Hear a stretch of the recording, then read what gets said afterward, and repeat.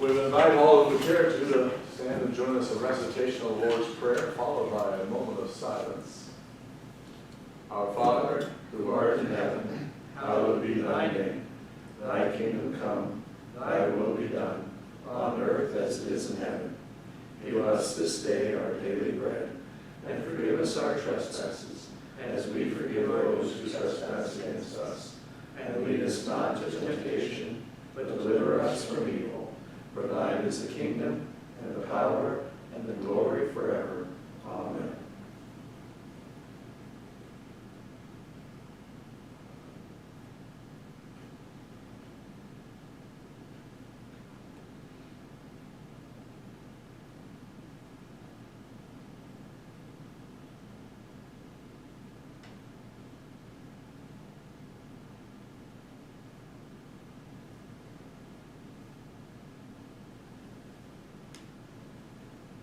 It's now 7 o'clock. Shelby City Council meeting is called to order. Please join in the Pledge of Allegiance. I pledge allegiance to the flag of the United States of America and to the republic for which it stands, one nation, under God, indivisible, with liberty and justice for all.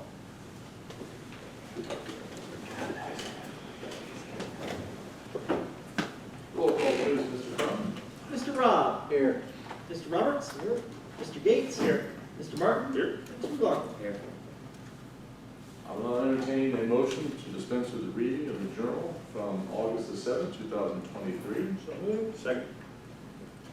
We have a motion by Mr. Roberts and a second by Mr. Martin to dispense with the reading of the journal from August 7th, 2023. Discussion? Roll call, please. Mr. Gates. Yay. Mr. Martin. Yay. Mr. McLaughlin. Yay. Mr. Robb. Yay. Mr. Roberts. Yay. That motion passes. We're now come to the time for public comment. If anyone has public comment, they may come to the podium, state their name and address, and make their comment to council. Or maybe someone received comment by email to share. We do have on the agenda Mr. Hamilton, County Treasurer, to give an update on land bank's activities, and I'm sure we'd all agree that when he comes in, if he comes in late, we'll sure give him time at the podium, even if it is after our public comment. He may have run into some traffic or something. Any other public comment? All right, we'll move on with leaving the door open for Mr. Hamilton here later. Reports from standing and special committees. Finance and Personnel Committee, Councilman Gates. Mayor, thank you very much. The committee met last Thursday afternoon. We started, as we always do, go over the combined financial statement. We're going to take a look at the last page.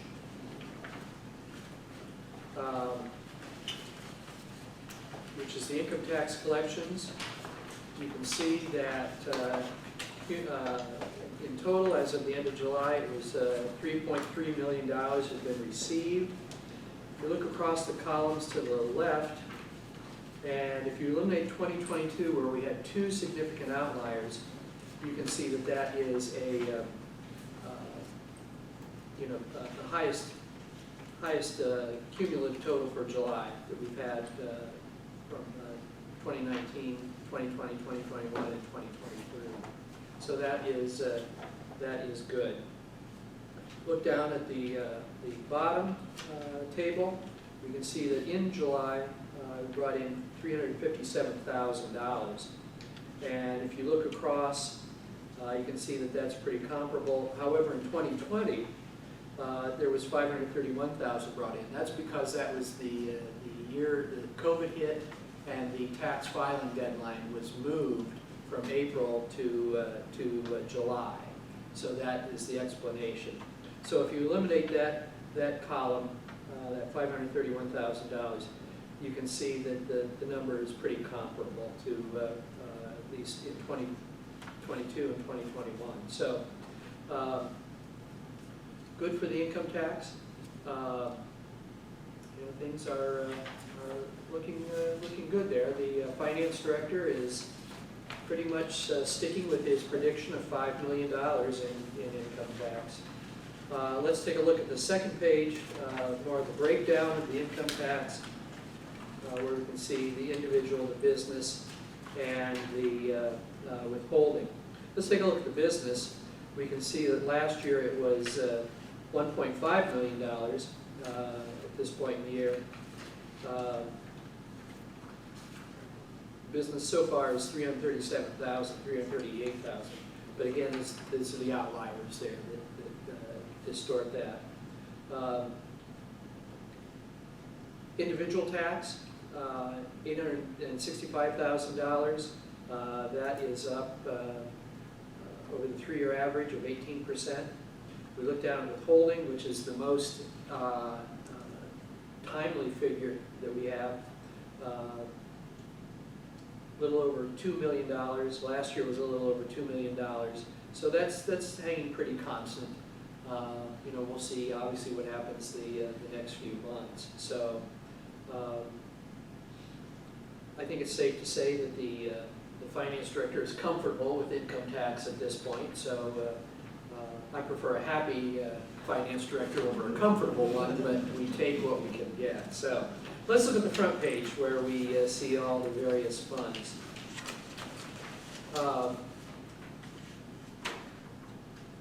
In the general fund, we had in cash $2.1 million. Take out the encumbrances, we've got $1.8 million free and clear. That's down $211,000, but again, that's the outliers that we had last year. The income tax fund, $220. We can see the cash fund balance at the end of July of $425,000. I point that out because for years and years and years, that was always reduced to $50,000. That was what was kept in the income tax fund each month. At present, the finance director, because there's the possibility of some significant refunds, he does not want to lower that figure at this point. It'd be very good at some point when he says that yes, we can, you know, perhaps, you know, not even go all the way to $50,000, but start to wean that down, you know, over the course of some months.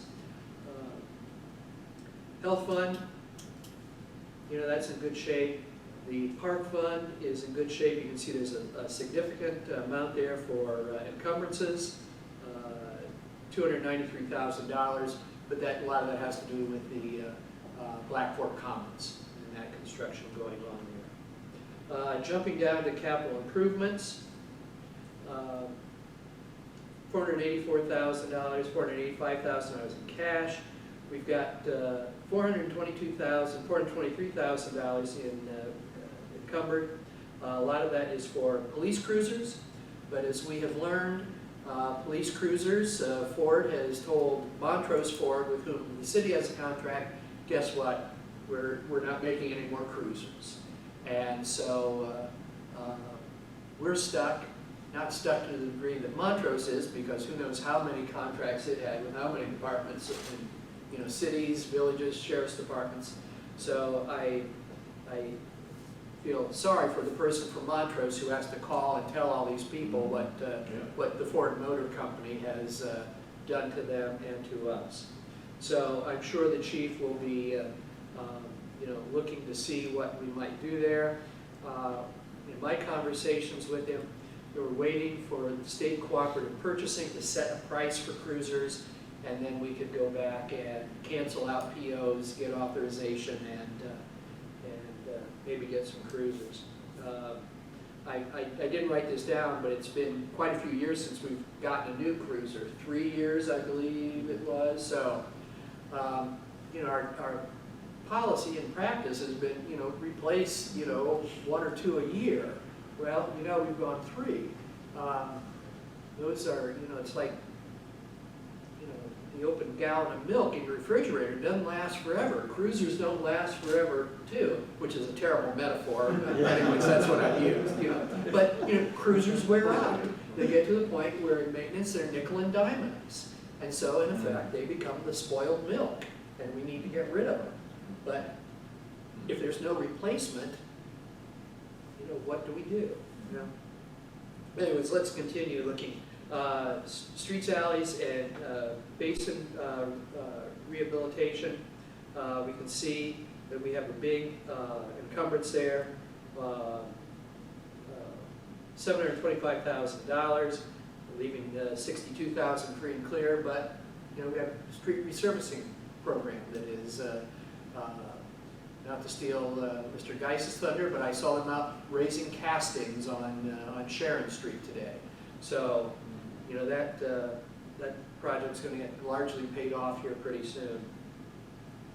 The sewer fund, some good figures in the sewer fund. We have $114,000 free and clear, but as soon as we go down to water, we see we have $11,000 free and clear.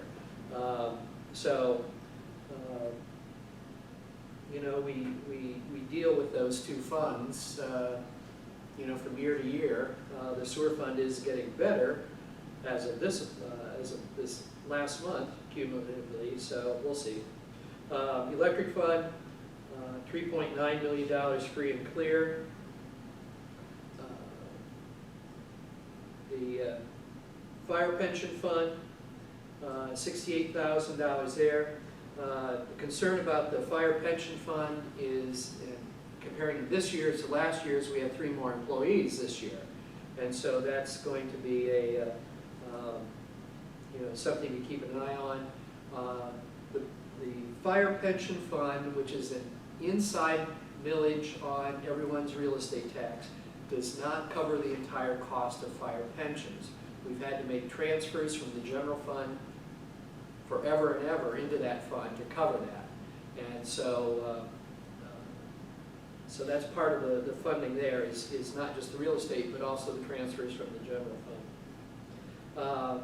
We get down to fire equipment. You can see we have $5,000 free and clear.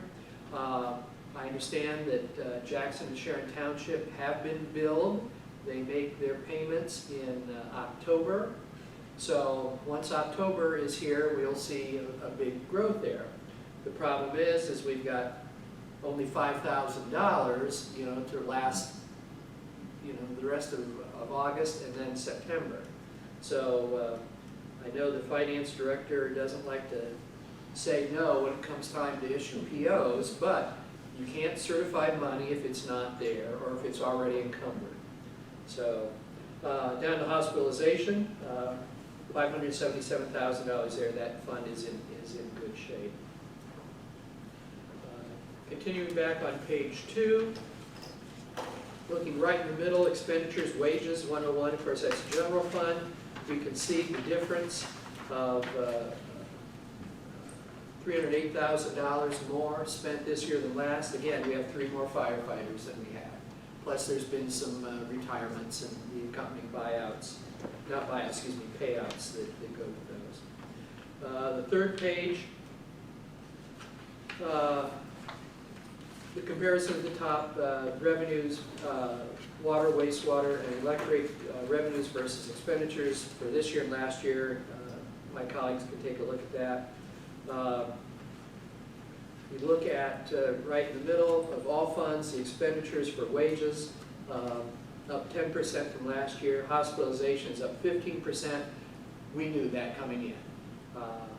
So that's no surprise there. Down below, the last table there, are transfers of real estate, excuse me, of city income tax monies to the various funds. General fund, capital improvement, sidewalk fund, paving, and police court. Looking at the cash investment reconciliation statement, you can see there's money in Mechanics Bank, $500,000. There's very likely to be more transferred there. When I asked what the interest rate was, it was just under 5% at Mechanics. So, you know, I think about just a few years ago when it was like 0.1%,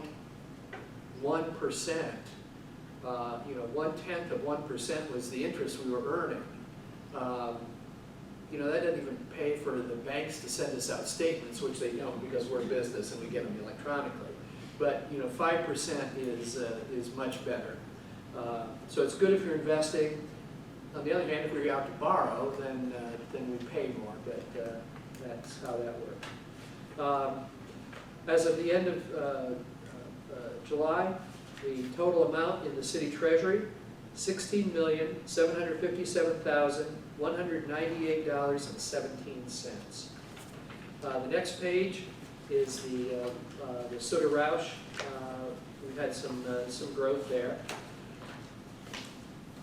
One thing I missed on the front page, that 7 months of the year is 58% of the year. If we look down at the bottom, the income, we received 57% of the income we had predicted and made 46% of the expenditures for the year.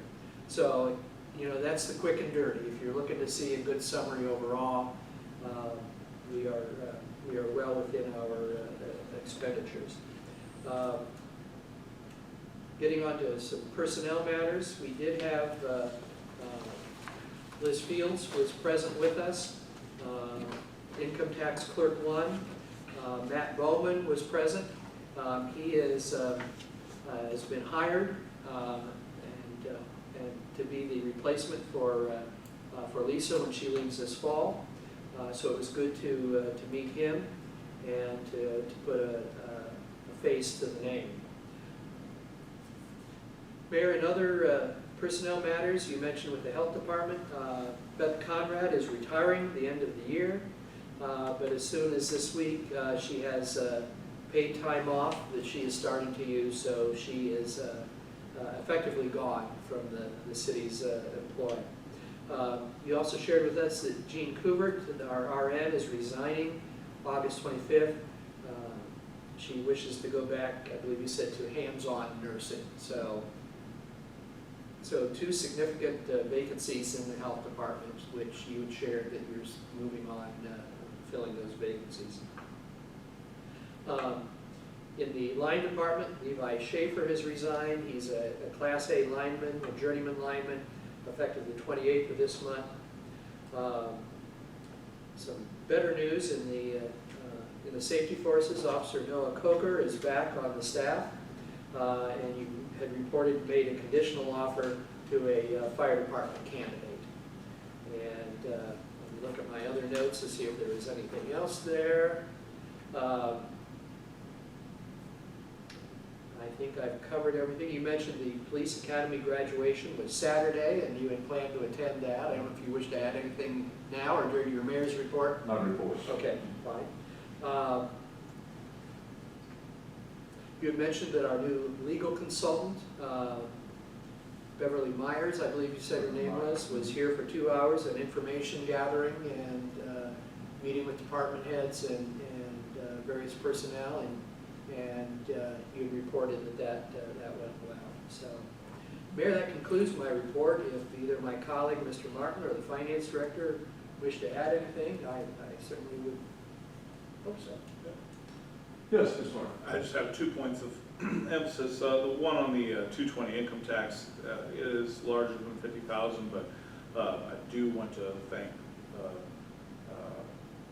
Brian for watching that, and also that we're in a good enough position to be able to do that, because clawing that back, if they did get those refunds, would be tedious to say. So I am thankful for that. And then the other thing, this is kind of a point of clarification on the police cruisers, I do want to emphasize, it is due to no fault of our own that we haven't got a police cruiser in the last 3 years. We have, as we always have, at least since I've been on council, we appropriated for it. We went out and tried to get them, and to say that we've had not good luck with it, to say the least. But I just wanted to kind of clarify those 2 points, yeah, that's it. Very good. Thank you. Are there any more questions or comments? Mayor, I move that the combined financial statement and the cash investment reconciliation statement, both dated July 31st, 2023, be received, placed on file, and posted to the city's website. Second. All right, we have a motion by Mr. Gates and a second by Mr. Martin that the combined financial statement and the cash investment reconciliation statement, both dated July 31st, 2023, be received, placed on file, and posted to the city website. Discussion? Roll call, please. Mr. Gates? Yay. Mr. Martin? Yay. Mr. McLaughlin? Mr. Rob? Yay. Mr. Roberts? That motion passes. Thank you, Councilman Gates. Very, very well. Now we'll move to Utilities and Streets Committee. Councilman Martin. Thank you, Mayor. Utility and Streets Committee met on August 17th as well, and it was an extremely lengthy meeting, so I will try to not make this an extremely lengthy report. But you know what they say about trying. Anyways, we did discuss the vacation of the unimproved section on Carlton Avenue. We were kind of just briefed on the legal process for going through that. And the reason being is that we had this before, but the triangle there is quote unquote public ground. So it doesn't belong to the city. So we have to do a special legal proceeding of a quiet title action to get that piece before we could then deem it to sell it, essentially. So working through that process. More to come on that. All right. We did discuss the traffic signal on Main Street. Traffic signal at the intersection of Main Street and High School Avenue. As many have noticed, it is blinking yellow. And the reason it was damaged during a car accident. So the signal controller needs to be replaced. This could take several weeks. At the time, it was undetermined, and I don't know if we're still at undetermined time. I'm getting head nods that yes, we're still at undetermined time to receive the equipment necessary to make that repair. The signal was able to be placed into flash mode to help control traffic. It will remain in that flash mode until it's repaired. And so just a general note, keep caution because that is important for safety services to Main Street there. We're responding to an emergency. We'll be having to get additional funds to do that repair. It'll probably be more than $5,000, and so we're going to do some legislation to move those funds. But it's our understanding that insurance will then reimburse that. But you know how that works, so it'll take a little bit, but we will get that back. On another note, the crosswalk signal on Main Street. Crosswalk on Main Street, across from the Flag Park by Black Fork Commons Park. It is a cross arm with flashing lights. So there's a couple things that are important for this. One is aesthetic, but the other is safety. So let's talk about safety first.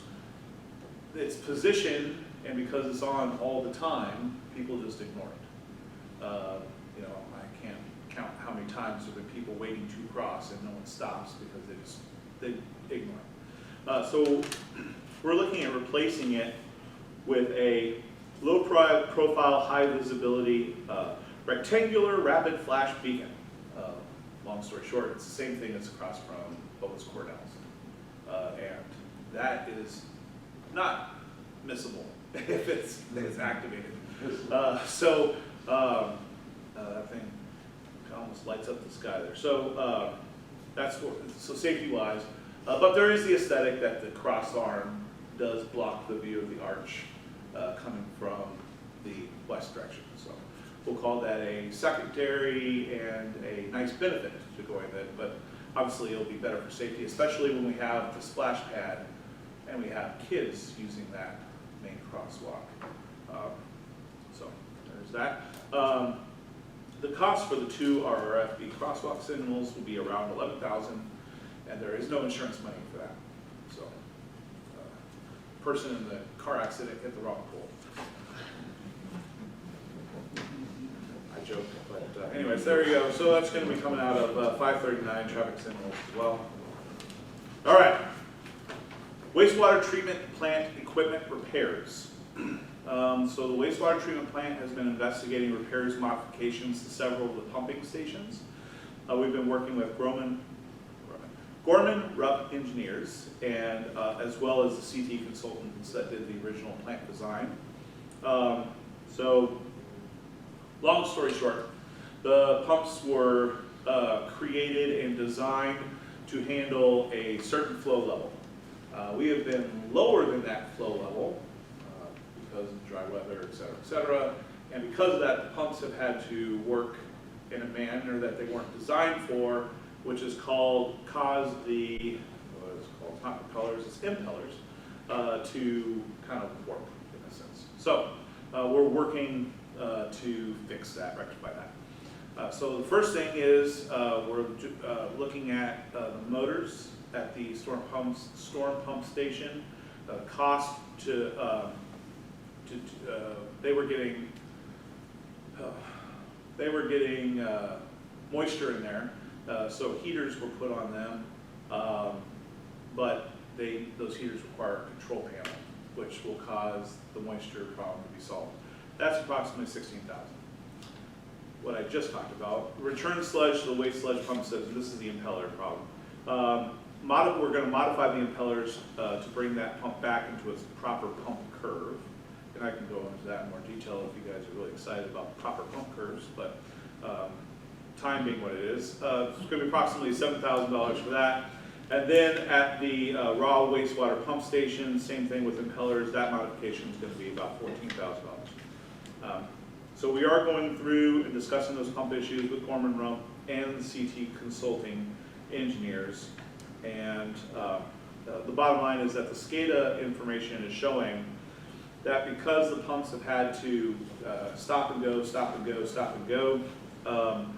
they've only been in service for about 5 years, and they have about 20 years worth of actual start-stop times, which is not good. So we're trying to fix that, get ahead of the curve there. Get ahead of the pump curve, as it were. Mm-hmm. All right, approximately total is going to be needed for that is around $38,000. So we were going to be doing a roofing project at the wastewater treatment plant. We're going to be delaying that, utilizing those funds to take care of these pump repairs. All right, we expect legislation for the September 5th meeting. Hopefully. All right. Water monitoring. All Ohio community water systems are required to conduct tap monitoring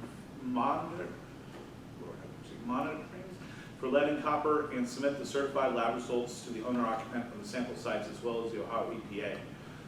This is a triennial monitoring schedule, so once every 3 years, but if you guys remember, we did this in 2019 and we also did it in 2020. And there were some reasons we did that, and I began to that, but so we did it for 2 years back to back, but then we did it, now it's time to do that again. So we're required to pull samples at 20 different sites. Those are done on random. And it's because our population is between 3,300 people and 10,000. And so we did that and submitted the reports. And how they do that is they give the a 1 liter plastic lab bottle, and then after a minimum of 6 hours of no usage, they take it out of their tap at first use and then send it in. So 2023 is the testing year, and we got the lab results back on July 25th. The Ohio EPA was provided with those results within 5 business days, and the owner-occupants are issued those results within 2 business days. The bottom line is that only one of those 20 samples actually came back with a reading. 19 of the 20 came back with non-detectable levels. 1 of the 20 came back with a reading, but it was well below the Ohio EPA allowance. So all that is in the package. You guys can see that. So we're good for that on lead. I did ask about how we select these sites. We have to select sites that have known lead pipes. Okay. So we can't just randomly select sites that we know don't have lead pipes, because that would obviously skew the results. So on all pretty good, and then in your guys' packets were the last few years of the lead and copper test results to be able to compare. Speaking of that, we have a water service line survey that we've been trying to complete. Initially, the EPA said we needed to populate that this year. That's been pushed back a year, but we're still trying to get it in as soon as possible. And so there will be a survey being mailed out with the next utilities bill again to get more replies to to better populate our map as far as to where our wet lines are, and our service lines are. So we'll be looking for that, and if you haven't completed that yet, please do so. It'd be greatly helpful. The RCAP, GLCAP, which is the Rural Community Assistant Partnership. If you guys remember, we had a $50,000 EPA principal forgiveness loan / grant to do that. They are now doing what is called potholing to see what kind of service lines are in different areas. So they use a vac truck, put it on top of the soil, it sucks up the soil, they look down, see the pipe, and then they put the soil back. It's pretty neat. At least I thought so. Anyway, so that's going to be happening this week, and that will take up the remainder of that $50,000. All right. Next, we talked about boating on city reservoirs. So we have restrictions and stuff on watercraft for Reservoir 3, but not Reservoir 2. And so we wanted to, we're looking to make it the same for both. We also made a couple different caveats and additions to include paddle boats, and there was one other thing we included. Kayaks. Very much. Paddle boards. Yes. Oh yeah, paddle boards. Yes. Sorry, I was looking for the wrong thing. Yes, paddle boards and kayaks is added. And then we were also going by electric motors. In the current legislation, you're able to have a gas motor, but it has to be propped up. This would be outlaw that, except for government vehicles. And then we did have a discussion about the hours being between 6 and 10 p.m. People talking about that, 'cause some people want to go out at 2 a.m. catfish, I guess, whatever. And so I had asked that we look at what other municipalities do as far as time, because to me, if the intent is to make sure they're not out there after dark, well, 10 p.m. in November is well after dark. So if that's the intent, then we need to be more clarifying on 30 minutes before and after sunset, sunrise, et cetera, et cetera. So we're exploring all that kind of stuff, and that is it on that piece. All right, and then we have some options coming up. We're trying to replace the 2008 Dodge Ram 4x4 3/4 ton pickup truck. That truck has 176,000 miles, and that's going, so we're looking to auction that off, and then purchase a 2023 Ford F-250. Auctioneer will still have time to categorize and list the truck in the upcoming online public auction, and Charles Miller Auctioneer will be conducting that auction. So that'll be coming up. And then surveillance equipment update. The fiber has been dropped to the access points. Omni Fiber and Vendor Communications personnel met and reviewed each access point. Vendor Communications is searching for weather-tight enclosures for the surveillance equipment. So there are several different pieces to this, which is why it's taken a little bit longer to coordinate. Omni Fiber has to splice and terminate the fiber to the cabinet. City of Shelby has to install 120-volt power source to the cabinet. Vendor has to install the surveillance equipment. And Syntec has to initialize that network feed back to Shelby Police Department. So there are some moving parts there, but we are making progress. Mayor, that is my report. Thank you, Councilman Martin. Are there any comments or questions for Mr. Martin in regard to his report? Mr. Roberts. Just for information, I have done all of that about the voting on the rest of you on besides Willard, Galleon, Clear Fork. I'll give you one more, but all those, and I have numbers of the times. Could you relay that information to Mr. Ensign and get it disseminated? That'd be great. Thank you. Any other comments? Mr. page 4, the traffic signal on Main Street and High School Avenue, was the person driving the car cited?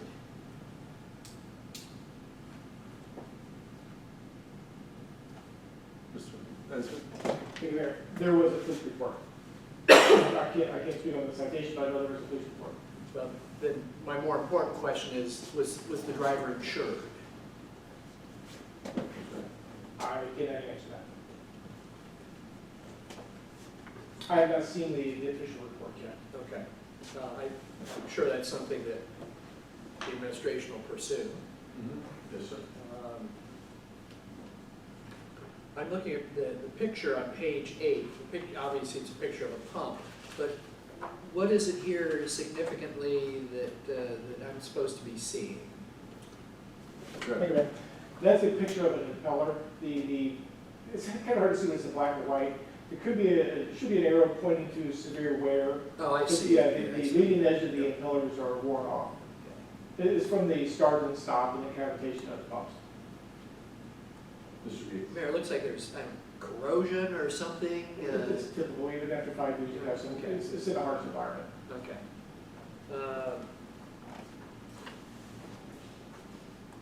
Was happy to see the results of the lead and copper monitoring. That's very good. Page 22, boating on Reservoir 3. There's reference to a red warning flag. My question is except such time as a red warning flag has been placed in the vicinity, who does that? Whose responsibility is that? Mr. Nesbitt? I would believe it would be the safety services.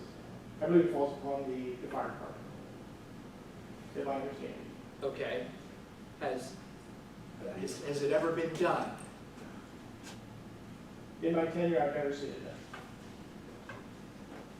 Well, then the last question is, do we actually have a red warning flag? I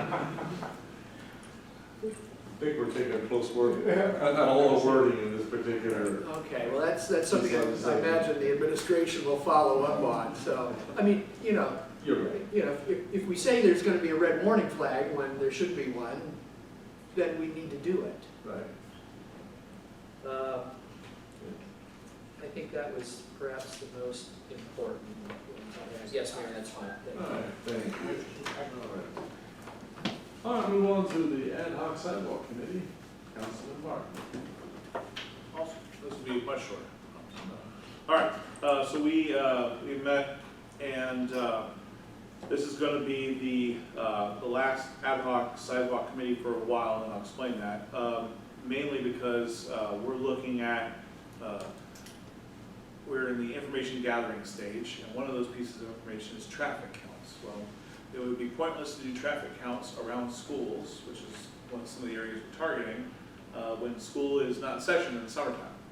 And so, in short, we sent a list to Mr. Geis to request to do traffic counts at.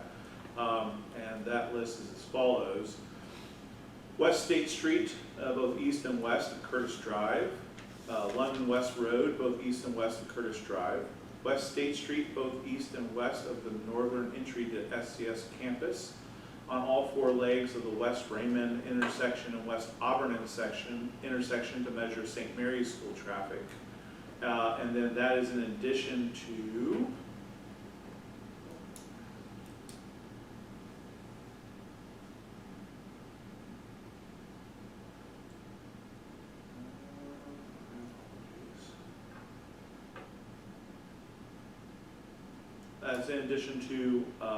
Glenwood, Parkwood, and Technology Parkway as well. That is what was submitted. And then once we don't know, and we don't kind of control when those traffic counts are done. So whenever those traffic counts come in, then we'll call another meeting to do, and then also Plymouth Street and Shelby Avenue. So once we get all those traffic counts, then we'll call another meeting. So we did not set another meeting because it would be kind of, I say pointless, but it would be pointless to have a meeting, every month you know, in anticipation, and basically saying the same thing. We're still waiting on traffic counts, still waiting on traffic counts. So when those traffic counts come, we will set a meeting and kind of loosely promise the people that once we get that, we'll give them a significant advance warning of that meeting so that people can be prepared, et cetera. So that is, that's my report. Thank you. All right, Mr. Roth. Question, what do these traffic counts cost? So Mr. Geis can speak to it, but I believe they're provided to us by the planning, Richland County Regional Planning Commission. Any other questions or comments? All right, thank you, Councilman Roberts. Martin.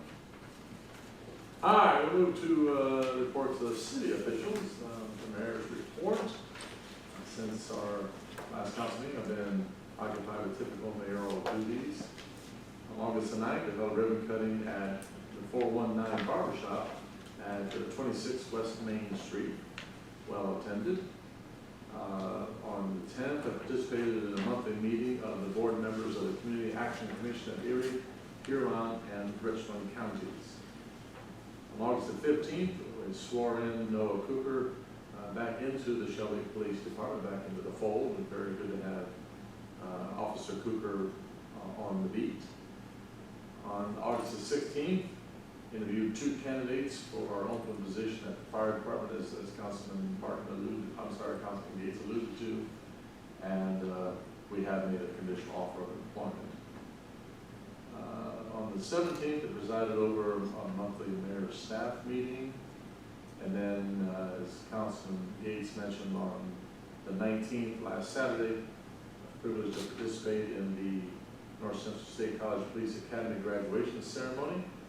And 2 of our very own graduated that evening, Officer Dustin Howard and Officer Derek Rose. And so that's another great step in getting them into full-time employment here in our police department. So that is my report. Other, I guess I should say, I also kind of walked through the carnival on Saturday, and had a really looked like a fine turnout. And the parents we talked with said their kids were really having fun. This is an exciting event here in downtown Shelby on Saturday with that carnival. So that was fun. All right. Any other anybody have comments or questions for me in regard to my report? All right, if not, move forward then to Mr. Crum, Director of Finance. Thank you, sir. Mostly normal operations in my department. As Mr. Gates said, we do have a new tax clerk. Matt Bowen has joined the staff. We're very, very excited to have him on board. He seems to be picking up things very quickly. Lisa is still here. She retires the end of October.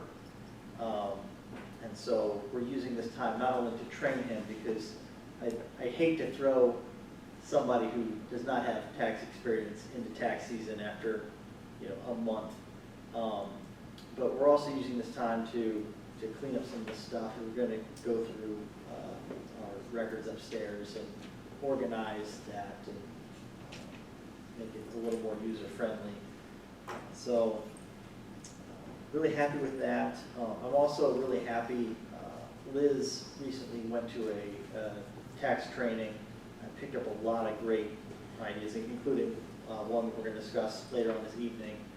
But she's been very, very on top of any ways that we can streamline operations and increase collections at no cost to the city. And so I'm very, very happy with that.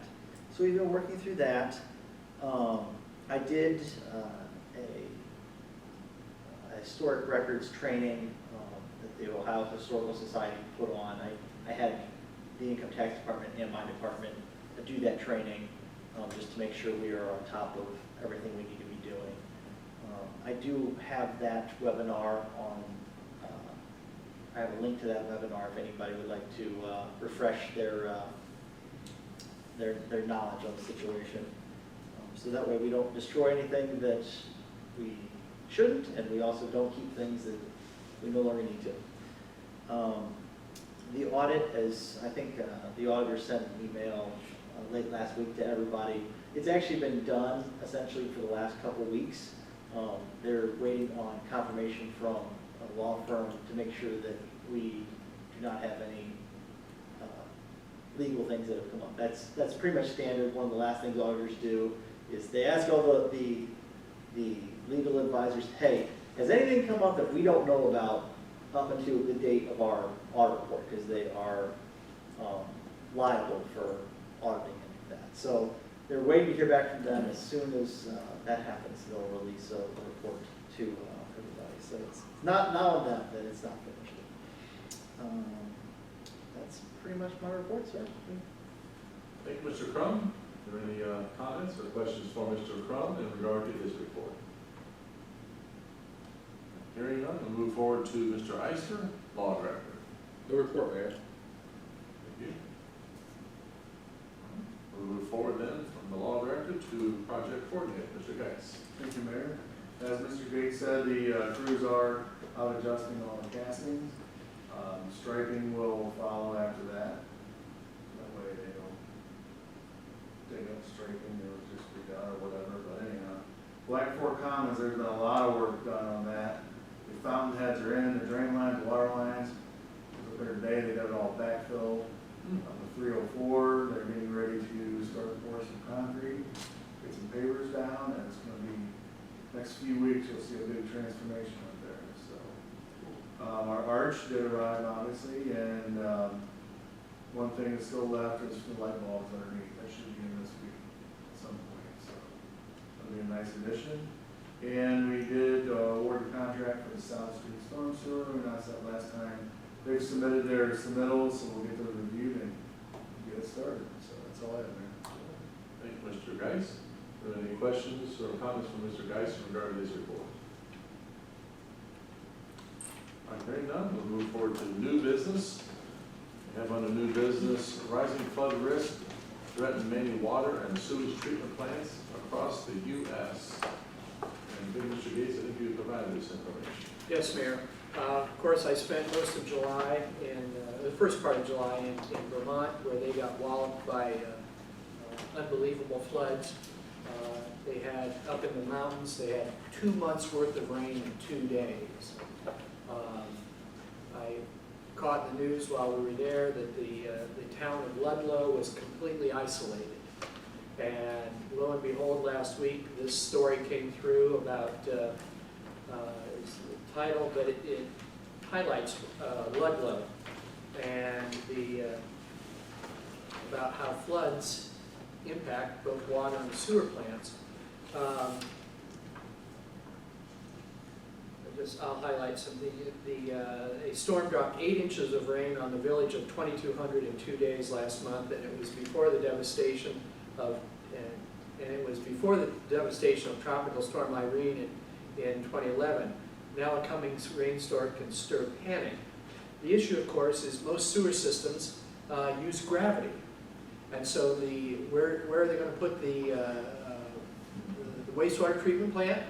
Just where ours is. You know, next to a river at the lowest point in elevation. And that not all water plants are built in such situations, but sewer plants generally are. And so, just a couple more paragraphs. Thankfully, the facility that keeps the village's drinking water safe was built at an elevation and survived. But its sewage plant fared less well. Flooding tore through it, uprooting chunks of road, damaging buildings, and sweeping sewage from the treatment tanks into the river. Even now, the plant can only handle half its load. That was as of a week ago, so hopefully things are better. But you know, I just thought that was timely.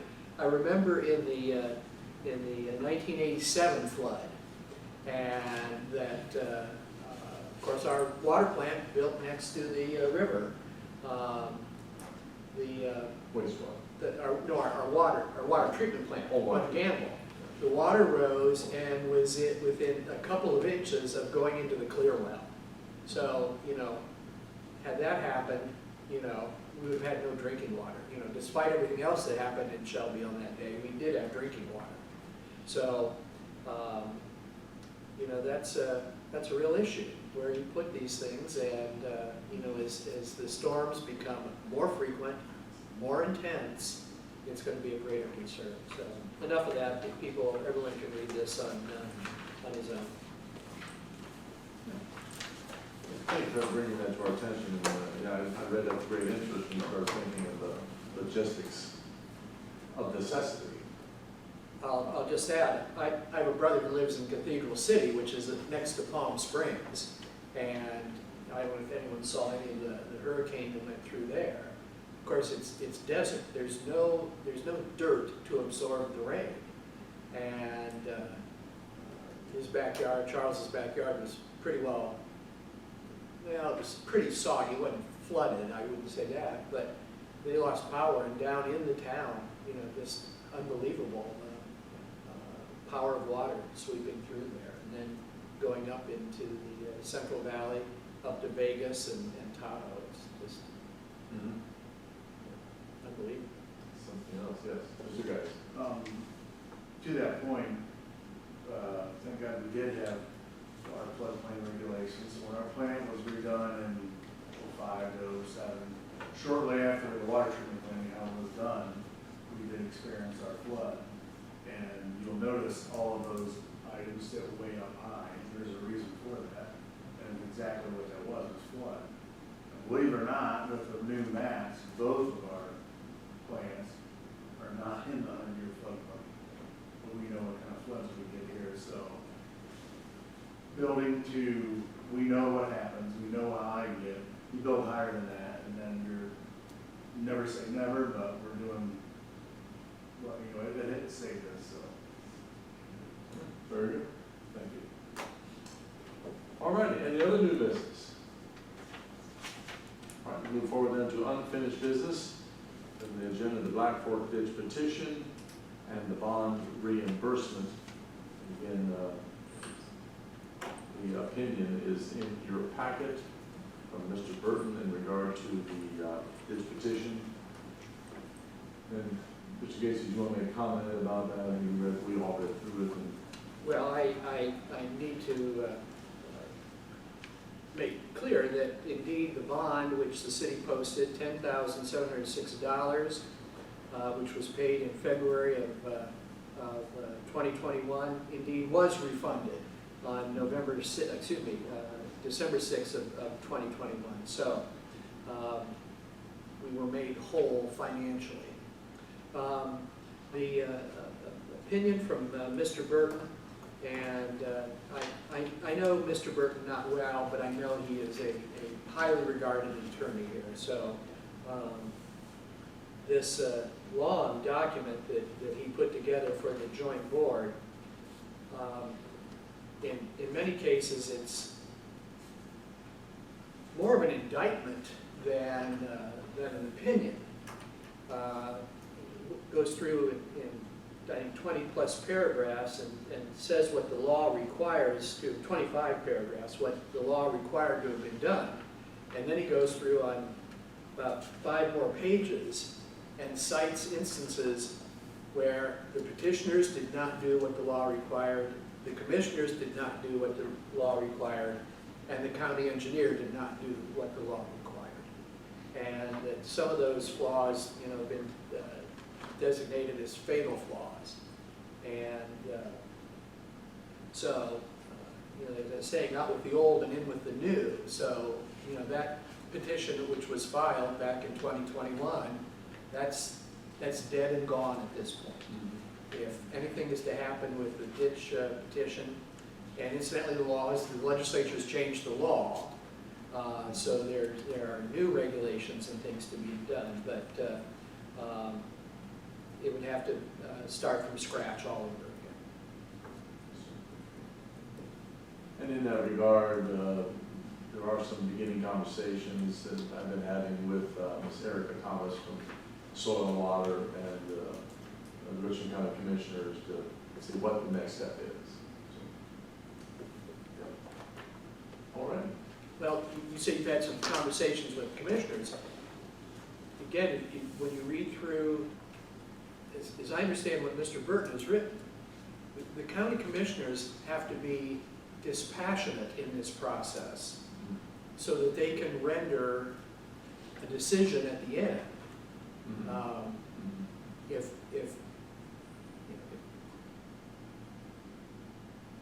to think that the commissioners could advise the petitioners what to do is not proper.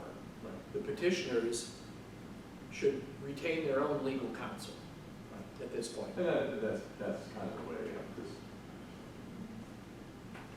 not giving us advice, but sharing some other emails that we can follow through with. I think that's probably the way to go. All righty, any other unfinished business to talk to our council? All right, we'll move forward then to legislation. Mr. Crown.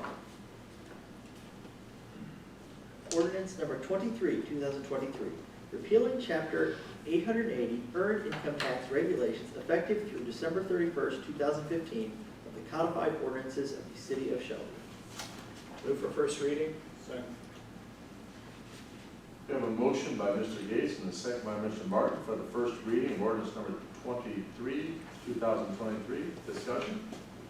Mr. Gates. Mayor, we currently have on the books two income tax ordinances, two chapters. This one, chapter 880, dealt with income earned through December 31st of 2015. When I ran across that as I was putting inserts into my hard copy of the ordinance book, I inquired of the the finance director whether we were still collecting taxes under that chapter, and he said no. So there's no reason to keep that on the books. So we can, if council agrees, we can repeal an income tax, knowing full well there's a replacement one standing in the wings. But this old ordinance is no longer needed. Thank you. Any further discussion? Mr. Martin. So there comes certain times where the efficiency of our legislative process is such that we are granted the ability to do things by emergency. Usually we do it by necessity, something's coming up. Obviously this is not necessarily a necessity, but I think it's one that's so, say, fully a no-brainer at this point that going through 3 readings is kind of tedious at this point for this. So with that, I would move that we make this by emergency with all the necessary accoutrements to the ordinance. Second. We have a motion by Mr. Martin and a second by Mr. Roberts that this ordinance now be put in emergency form with all the emergency language. Discussion? Mr. I would advise against that right now. We have several pending criminal cases involving the 2015 tax ordinance that I think need to be brought to their conclusion. I don't see a problem giving this a first reading, but Mr. Crum and I need to meet and talk about the effects of me proceeding with those prosecutions and coupled with the collection argument at Resolution 40. This may not be prudent right now. Thank you. Mr. Martin? I withdraw my motion. Thank you. Any further discussion for the first reading of ordinance number 23, 2023? Roll call, please. Mr. Gates? Yay. Mr. Martin? Yay. Mr. McLaughlin? Yay. Mr. Rob? Yay. Mr. Roberts? Yay.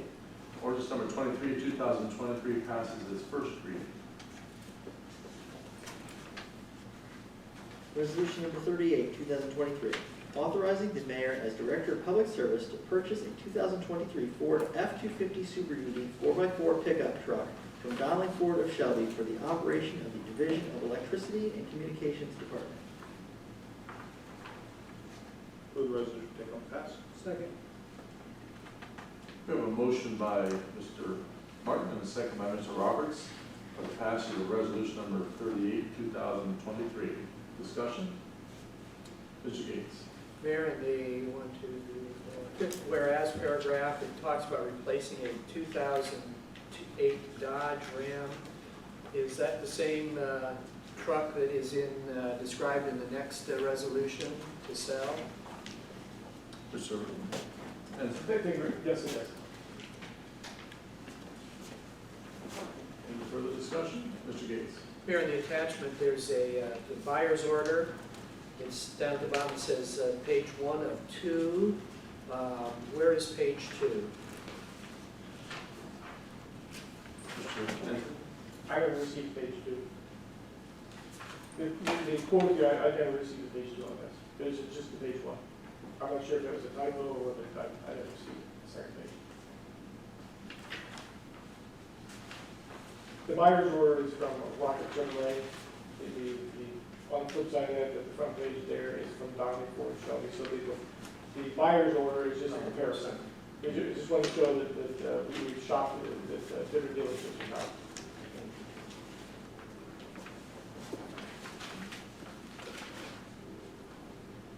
Further discussion? Roll call, please. Mr. Gates? Yay. Mr. Martin? Yay. Mr. McLaughlin? Mr. Rob? Yay. Mr. Roberts? Yeah. Resolution number 38, 2023 passes. Resolution number 39, 2023.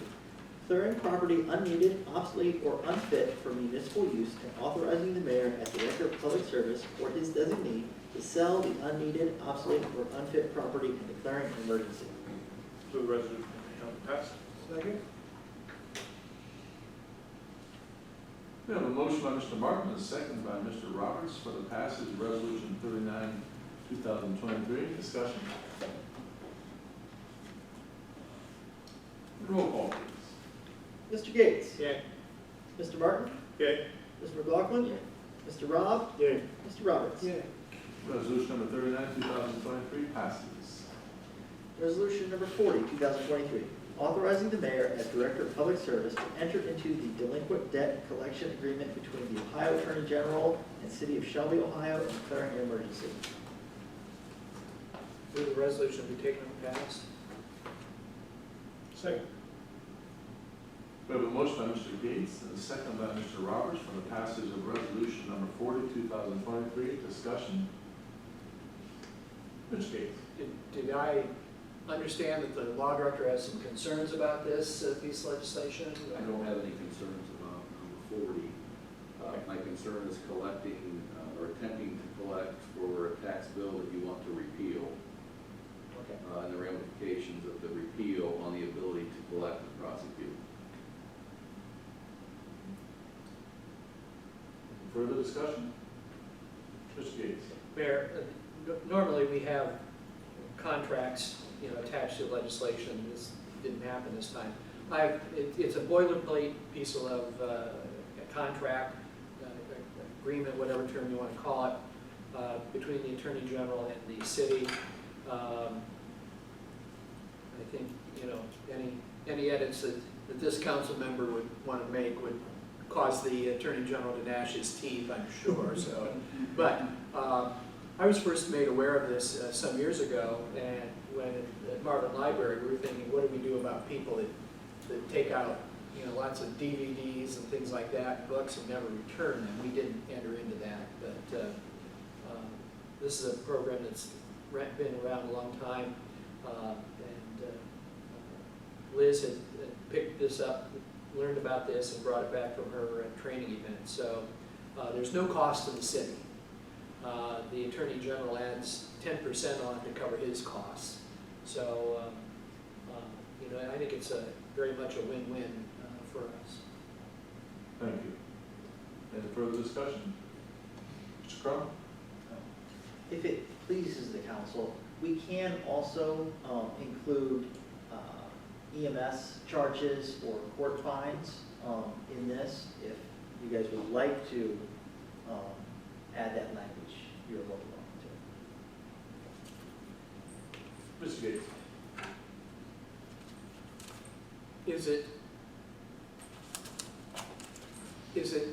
I'm drawing a distinction between the municipal court and the city. Is it the city's job to collect court fines? Or is that the court's job to do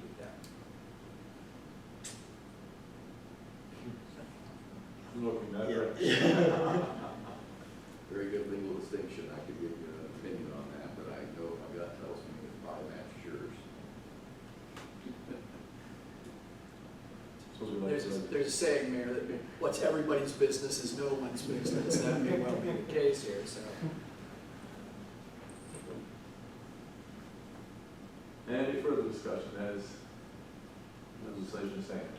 Mr. Martin? Then I just want to, for the record, like, when someone with the EMS transfers, whatever the insurance company pays, we accept. So there should be no kind of debts to even go after in that regards, right? At this point. Mhm. Right. So that would be a moot point, as they say. Mhm. Yes. Any further discussion? Roll call. Mr. Gates? Yay. Mr. Martin? Yay. Mr. McLaughlin? Yay. Mr. Rob? Yay. Mr. Roberts? Yay. Resolution number 40, 2023 passes. Now come to miscellaneous business, any miscellaneous business to be brought before council. Mr. Gates. Mayor, council has received some preliminary information about the city audit, the audit for 2022. We are unable to make any information known at this point. When the audit is finalized, the state auditor will receive or will release that for the public. But there are some issues that I think council needs to discuss. Therefore, I move the council go into executive session to discuss matters required to be kept confidential by federal law or regulations or state statutes. Second. We have a motion by Mr. Gates and a second by Mr. Martin to go into executive sessions for the reasons so read. Discussion. Roll call, please. Mr. Gates? Yay. Mr. Martin? Yay. Mr. McLaughlin? Yay. Mr. Rob? Yay. Mr. Roberts? Yay. Council goes into executive session at 8:06. Mayor, I ask that the finance director accompany council into executive session.